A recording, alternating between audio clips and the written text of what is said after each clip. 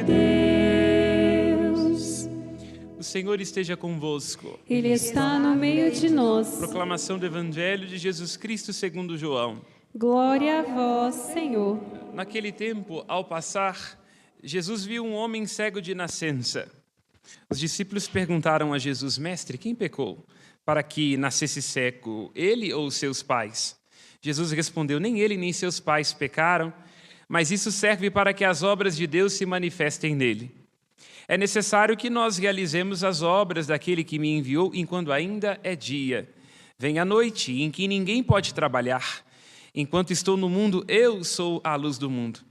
Dito isso, Jesus cuspiu no chão, fez lama com a saliva e colocou-a sobre os olhos do cego e disse-lhe: Vai lavar-te na piscina de Siloé, que quer dizer enviado. O cego foi, lavou-se e voltou enxergando. Os vizinhos e os que costumavam ver o cego, pois ele era mendigo, diziam: Não é aquele que ficava pedindo de esmola? Uns diziam: Sim, é ele. Outros afirmavam: Não é ele, mas alguém parecido com ele. Ele, porém, dizia: Sou eu mesmo. Então ele respondeu: Então lhe perguntaram: Como é que se abriram os teus olhos? Ele respondeu: Aquele homem chamado Jesus fez lama, colocou-a nos meus olhos e disse-me: Vai a Siloé e lava-te. Então fui, lavei-me e comecei a ver. Perguntaram-lhe: Onde está ele? Respondeu: Não sei. Levaram então os fariseus o homem que tinha sido cego. Ora, era sábado, o dia em que Jesus tinha feito lama e aberto os olhos do cego. Novamente, então, lhe perguntaram os fariseus como tinha recuperado a vista. Respondeu-lhes: Colocou lama sobre os meus olhos, fui lavar-me e agora vejo. Disseram então alguns fariseus: Esse homem não vem de Deus, pois não guarda o sábado. Mas outros diziam: Como pode um pecador fazer tais sinais? E havia divergência entre eles. Perguntaram outra vez ao cego: E tu, que dizes daquele que te abriu os olhos? Respondeu: É um profeta. Então os judeus não acreditaram que ele tinha sido cego e que tinha recuperado a vista. Chamaram os pais dele e perguntaram-lhes: Este é vosso filho, que dizeis ter nascido cego? Como é que ele agora está enxergando? Os seus pais disseram: Sabemos que este é nosso filho e que nasceu cego. Como está agora enxergando, isso não sabemos. E quem lhe abriu os olhos também não sabemos. Interrogai-o, ele é maior de idade, ele pode falar por si mesmo. Os seus pais disseram isso porque tinham medo das autoridades judaicas. De fato, os judeus já tinham combinado expulsar da comunidade quem declarasse que Jesus era o Messias. Foi por isso que seus pais disseram: É maior de idade, interrogai-o a ele. Então, os judeus chamaram de novo o homem que tinha sido cego. Disseram: Dá glória a Deus. Nós sabemos que esse homem é um pecador. Então ele respondeu: Se é pecador, não sei. Só sei que eu era cego e agora vejo. Perguntaram-lhe então: Que é que ele te fez? Como te abriu os olhos? Respondeu ele: Eu já vos disse e não escutastes. Por que quereis ouvir de novo? Por acaso quereis tornar-vos discípulos dele? Então insultaram-no, dizendo: Tu sim és discípulos dele. Nós somos discípulos de Moisés. Nós sabemos que Deus falou a Moisés, mas esse homem nós não sabemos de onde é. Respondeu-lhes o homem, espantoso: Vós não sabeis de onde ele é. No entanto, ele abriu-me os olhos. Sabemos que Deus não escuta os pecadores, mas escuta aquele que é piedoso e que faz a sua vontade. Jamais se ouviu dizer que alguém tenha aberto os olhos a um cego de nascença. Se este homem não viesse de Deus, não poderia fazer nada. Os fariseus disseram-lhe: Tu nasceste todo em pecado e estás nos ensinando? E expulsaram-no da comunidade. Jesus soube que o tinham expulsado. Encontrando-o, perguntou-lhe: Acreditas no Filho do Homem? Respondeu ele: Quem é, Senhor, para que eu creia nele? Jesus disse: Tu estás vendo, é aquele que está falando contigo. Exclamou ele: Eu creio, Senhor. E prostrou-se diante de Jesus. Então Jesus disse: Eu vim a este mundo para exercer um julgamento, a fim de que os que não veem, vejam, e os que veem se tornem cegos. Alguns fariseus que estavam com ele ouviram isto e disseram: Porventura também nós somos cegos? Jesus respondeu-lhes: Se fosseis cegos, não teríeis culpa, mas como dizeis, nós vemos, o vosso pecado permanece. Palavra da salvação, Glória a vós, Senhor. que pelas palavras do Santo Evangelho sejam perdoados os nossos pecados. Amém. Podemos nos sentar. Tomaremos como ponto de partida para a nossa reflexão aquilo que nós acabamos de cantar no Salmo. Porque a verdade enunciada neste trecho tão conhecido nosso, essa é uma das páginas, junto com o Salmo 91, que fica aberta em nossas escrivanias até que o texto se amarele, mas sem que nós tomemos consciência do alcance daquilo que nós estamos cantando e sobretudo, do paradoxo. O salmista diz: o Senhor é o pastor que me conduz, não me falta coisa alguma. O salmista que escreve este texto, trazendo à luz uma poesia que é, na verdade, uma verdade de fé, é judeu. Mas devo recorrer a um outro judeu, ateu, e pai da psicanálise tal qual compreendemos e a conhecemos contemporaneamente, que é Freud, quando ele diz que nós somos seres de falta. Vou colocar para abrigar duas perspectivas judaicas. Comecemos de Freud. Ele está coberto de razão, não é? Nós somos seres de falta, inquietos, insatisfeitos. Não há casamento que nos caiba, não há carro ou cargo que nos realize, não há pessoa que nos contemporize. Nós estamos o tempo todo expatriados, não é? À procura de algum lugar que a gente nem sequer sabe para onde vai e fica tentando forçar todo mundo a ir para um lugar que a gente não sabe onde é, não é? E aí podemos ver a tragédia de nossos relacionamentos, porque às vezes a gente quer fazer as pessoas se encaixarem dentro de buracos que nem sequer a gente cabe. E haja neurose para dar conta dessas caixas, onde a gente tenta colocar nossa família, nosso casamento, nossa igreja, o Papa e o próprio Deus. Os fariseus eram homens de caixas, né? E uma das características de quem quer ser homem de caixa é não reconhecer as próprias faltas e as próprias limitações, e projeta isto no outro. O fariseu, não conseguindo entender quem era Cristo, não conseguindo entender a graça da cura do cego, diz: não é possível. Como é que alguém que não cabe no meu esquema mental pode realizar alguma obra? E Jesus Cristo então lhes ajuda a perceber que estavam padecendo das maiores de todas as cegueiras. E quanto mais nós estamos cegos, mais nós julgamos as cegueiras dos outros. Tanto que Cristo vai dizer, não é? Às vezes a gente se esquece da trave que está diante dos nossos olhos para olhar o cisco que está no olho do nosso irmão. Por isso, aparentemente, não há assim tanta contradição nesse ponto, evidentemente, entre as duas perspectivas judaicas. Eu diria que o salmista concordaria com Freud e até a própria Escritura, porque nós somos seres de falta. Onde é que nós podemos, então, conciliar estas duas perspectivas aparentemente irreconciliáveis? O salmista, cheio da sua fé e da sua experiência de Deus, diz: o Senhor é o meu pastor, não me falta coisa alguma. E todos nós, olhando para a nossa vida, para o nosso casamento, para as nossas angústias e para as nossas ansiedades, dizemos: falta muita coisa sim. E às vezes estoura o cartão de crédito. Como é que a gente pode conciliar uma coisa com a outra? Entendendo que é este lugar da falta que tem que ser assumido. Porque uma vez que ele for assumido, nós perceberemos aquilo que nos transborda. Na verdade, dizer que não falta coisa alguma não significa que nós estamos sendo privados das nossas angústias. Não significa que a gente deixa de ser humano. Lá no jardim do Éden, quando Eva tentou não ser humana, não ser alguém de falta, ela mordeu um fruto proibido, que traz a nós dificuldades, cunhado, celulite e dores de cabeça. Quer dizer, aquele desejo de não ser normal, de não ser faltosa, de não ser humana, foi a causa da nossa ruína. Portanto, não somos nós que deixamos de ser faltosos, mas é o Senhor que vai sempre dar aquilo que nos falta. Vai lembrar, então, o apóstolo Paulo. Deus escolheu aquilo que é incauto e louco para confundir aqueles que se julgam sábios. Deus escolheu aquilo que é fraco para confundir aqueles que se julgam fortes. Deus escolheu aquilo que não é para confundir aquilo que pensa ser. Portanto, cada um de nós pode trazer para a própria vida. Lá onde houver falta, ansiedade e limitação, é preciso que a gente assuma o lugar do humano, que é o lugar do limite. o lugar da decadência do ser, porque nós todos somos ovelhas à procura de pastagens, despatriados, exilados de nós mesmos. Será preciso então recorrer ao pastor, porque aquilo que faltar a nós será concedido como um auxílio de Deus, que é força da nossa fraqueza. Por isso, o tempo da quaresma convida ao deserto, porque as ilusões deste mundo, elas às vezes nos dão a impressão de que a gente deixou de ser faltoso.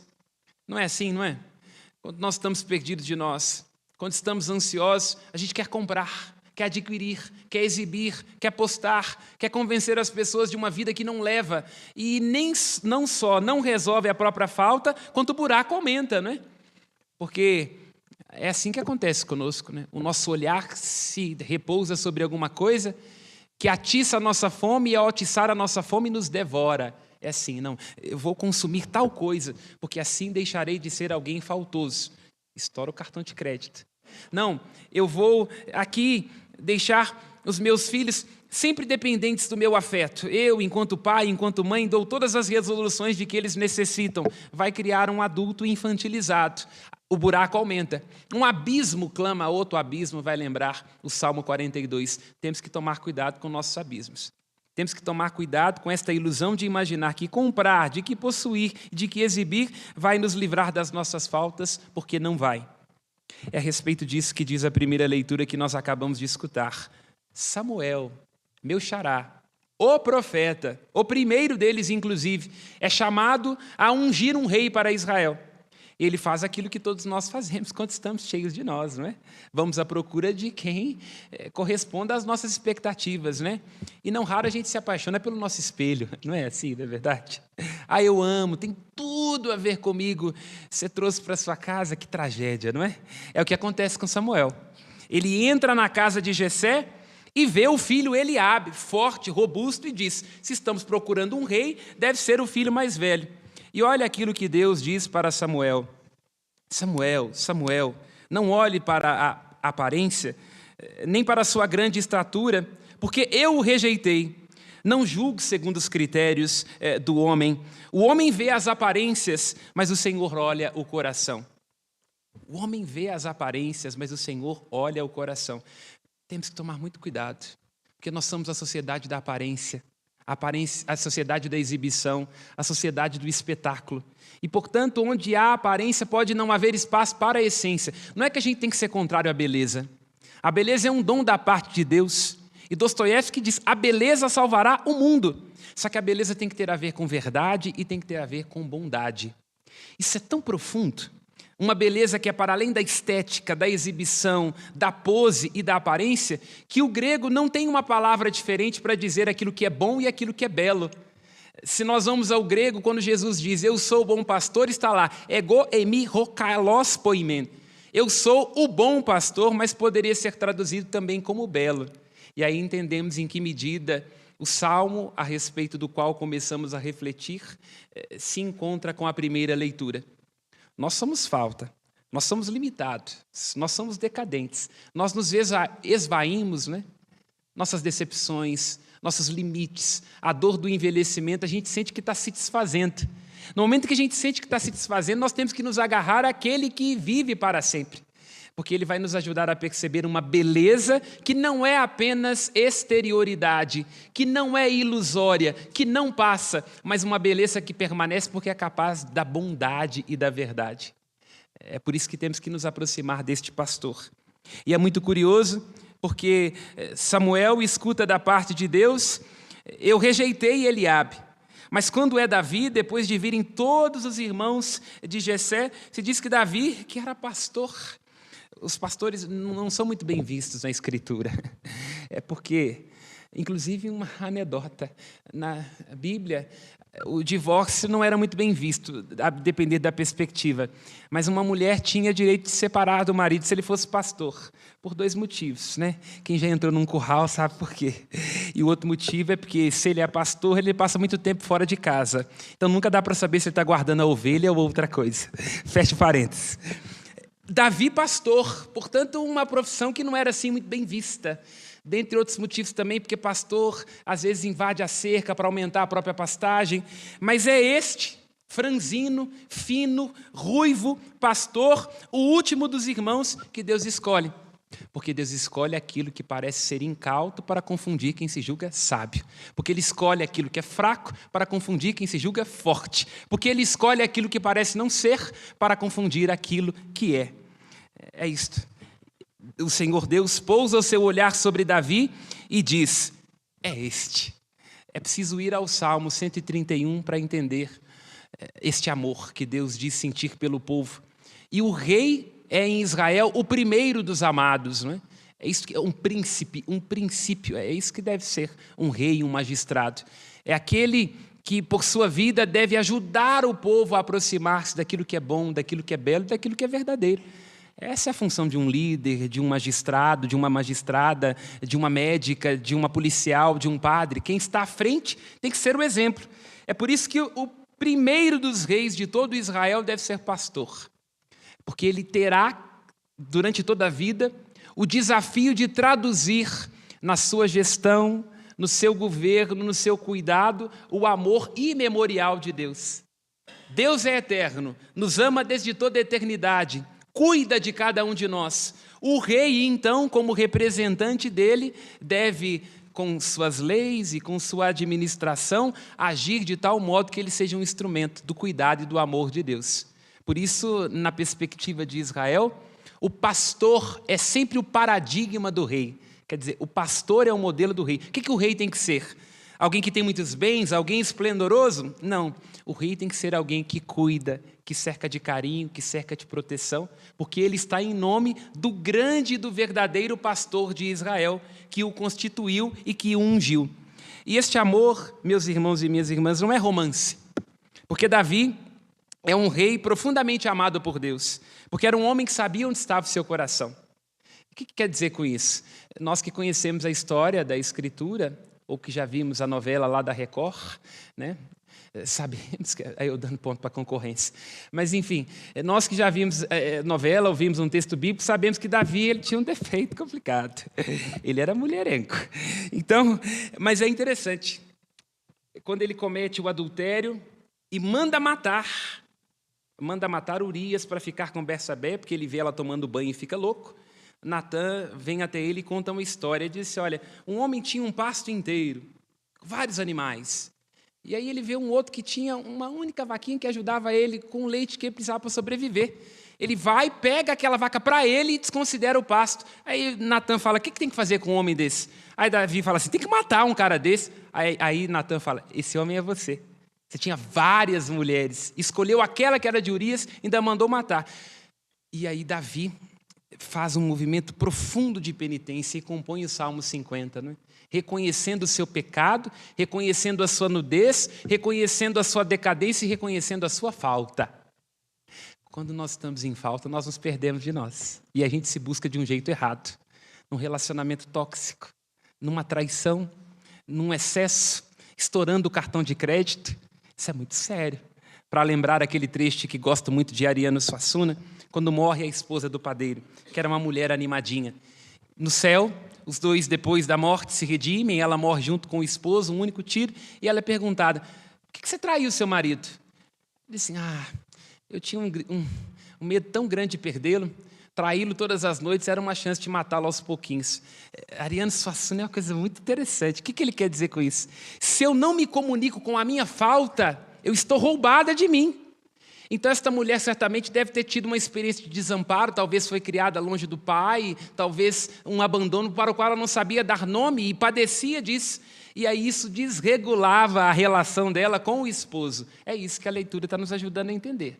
Nós somos faltosos. Nós somos fracos, nós somos limitados. Ai de nós com a nossa história, porque muito que a gente quer com nossos carros, com nossas roupas, com nossas ilusões, com nossos títulos, tem a ver com a criança frustrada lá atrás, cheia de faltas, e que vai castigando o mundo, a esposa e os filhos com as suas pirraças. É isso, não é? Davi é este jovem que foi um objeto profundo do amor de Deus, porque o amor de Deus é capaz de nos explicar tudo. E quem experimenta o amor de Deus, ainda que em algum momento se perca nas próprias faltas, é capaz de voltar. Davi diz, reconheço minha iniquidade, meu pecado está sempre à minha frente. Foi contra vós, Senhor, que eu pequei. mas restaurai-me, concedei-me por vossa graça uma vida nova e assim serei justificado. Quero terminar então esta reflexão com um olhar sobre o Evangelho. Falamos daquele que é pastor, que constitui o seu rei, um rei que é menino, um rei que deve ser símbolo de ternura, que não pode ser vítima de si mesmo, como são os tiranos deste mundo. Lembrando Shakespeare, é nos grandes que a loucura deve ser vigiada. E vemos um gesto muito pastoral de Jesus no evangelho que nós acabamos de escutar. Ele vê um cego e se compadece. O que os discípulos veem? Os discípulos veem aquilo que a gente vê quando a nossa vizinha se ferra. Ah, sabia, não é possível que uma pessoa assim não estava devendo alguma coisa. Bem feito, não pagou o imposto de renda, é o que os discípulos falam. Quem é que pecou para ele nascer assim? Porque nós vemos, se ele é cego, deve ter sido um pecado do pai e da mãe. Jesus diz, não tem pecado nisso. Ele nasceu assim para que nele se manifeste a graça de Deus. Parece até coisa de coaching, né? Como fazer amigos e influenciar pessoas. Eu estou dizendo assim, em outras palavras, não importa o que acontece na sua vida. Importa o que você faz com isso. Porque a falta está aí, o que você vai fazer? Vai deixar preencher com o quê? Aí ele diz, é preciso que nele se manifeste a obra de Deus. E o que é curioso? Jesus faz uma coisa que hoje em dia não seria muito higiênica, né? Ele vai com saliva, imagina que coisa esquisita, ainda bem que o cara era cego, não estava vendo. Aí mistura a saliva na terra e passa no olho. Por quê? Livro do Gênesis. É Deus de volta à procura da ovelha que se perdeu. O homem é formado do barro, enxergando, vendo. Agora ele precisa recriar o homem que se tornou cego. É por isso que agora a saliva, que é a manifestação concreta da palavra, desce de novo o barro e vai refazer a sua criatura. O pastor à procura da ovelha, o oleiro de novo à procura do vaso que está rachado pelas suas faltas. É isso que João quer nos ajudar a entender. Portanto, deixemos que o amor de Deus nos encontre. Sejamos ovelhas que têm pastor. Minhas ovelhas escutam a minha voz. E a ovelha é interessante porque ela é um animal que enxerga mal, mas escuta bem. É preciso abrir. Durante essa semana você tem que ter tempo para escutar Deus. Porque se você não escutar Deus, você vai escutar sua vizinha, vai escutar as pessoas que não gostam de você, suas ansiedades, seus traumas internos, e aí um abismo atrai outro abismo, falta atrai outra falta, e vai ter que ficar a vida inteira tentando um buraco para poder uma maneira de preencher esse buraco. É isso, né? Se não escutamos a Deus, damos ouvidos a outras coisas. E Jesus diz, toma cuidado, porque há falsos pastores que são ladrões e assaltantes. E junto diz, deixar-se curar por Deus, como lembra o apóstolo Paulo na segunda leitura. Desperta, tu que dormes, Cristo te iluminará. Deixa que Cristo seja o artesão da sua vida, que Ele misture o barro das suas faltas, essa terra rachada do seu coração, e assim te devolva a vista, para enxergar as coisas como elas são, e não como eu e você queríamos que elas fossem. Louvado seja nosso Senhor Jesus Cristo. Para sempre seja.